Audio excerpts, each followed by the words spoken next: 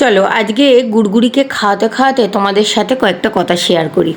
তোমরা অনেকে আমার বাচ্চাদেরকে ভীষণ ভালোবাসো এবং বারবার আমাকে কমেন্ট করছো, দিদি তোমার বাচ্চাদের সাথে দেখা করতে চাই, ওদেরকে অনেকটা আদর করতে চাই, আমি তোমার বাড়ি যাব, তোমার অ্যাড্রেস দাও। কিন্তু বিশ্বাস করো আমি এতটাই অসহায় না যে তোমাদেরকে আমার বাড়ির অ্যাড্রেসটুকু আমি দিতে পারছি না, আর সাদরে বলতে পারছি না হ্যাঁ ভাই এসো আমার বাচ্চাদের আদর করে যাও, আমার খুব ভালো লাগবে। সত্যি অন্তর থেকে বলছি, তোমরা এলে আমার যে কি ভালো লাগবে সেটা বলার অপেক্ষা রাখে না। কিন্তু আমি এতটাই অসহায়, আজকে গত 6 বছর ধরে আমি এদেরকে নিয়ে ভাড়া বাড়িতেই আছি, কিন্তু সবচেয়ে খারাপ পজিশানে এবারে এখানে পড়েছি এসে। কারণ এখানে একটা পার্সোনাল ম্যাটার টুকুর সাথে বাড়ির আশেপাশের কয়েকটা ফ্যামিলির যে সমস্যা হয় আর কি, তার জন্য তারা চায় না আমি কুকুর নিয়ে এখানে ভাড়া থাকি। কোনো কারণ থাক বা না থাক বারবার এসে নক করে, কুকুর চিৎকার করছে কেন, তুমি জানলা কেন খুলে রেখেছো, জানলা দিয়ে লোম আমার ঘরে আসছে, গন্ধ ছাড়ছে, জানলা দিয়ে গন্ধ ছাড়ে, এটসেট্রা এটসেট্রা।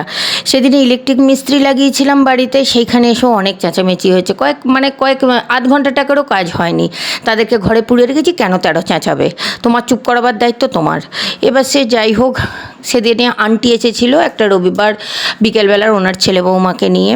আন্টি এসেছিলো আমার বাচ্চাদের আদর করতে, কিন্তু বিশ্বাস করো মিকা ফড়িং মিকা ফড়িং আর ব্ল্যাকি চিনি এত চিৎকার করছে না, কেউ মুখ বন্ধ রাখছে না। তো বাধ্য হয়ে এদেরকে না ঘরে আটকে রেখে দিয়েছিলাম।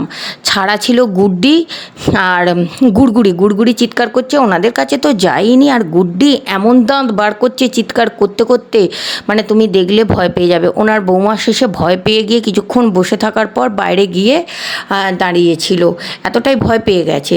এবার আমিও ভাবছি আমার ভেতরে কি ভয় কাজ করছে, এক্ষুনি এত চিৎকার করছে রবিবার, এক্ষুনি হয়তো পাশের বাড়ি থেকে এসে বলবে যে আপনাদের জন্য কি রবিবার শান্তিতে একটু খেয়ে দিয়ে ঘুমানো যাবে না, এত চিৎকার করছে কুকুরগুলো, আপনারা চুপ করাতে পারছেন না।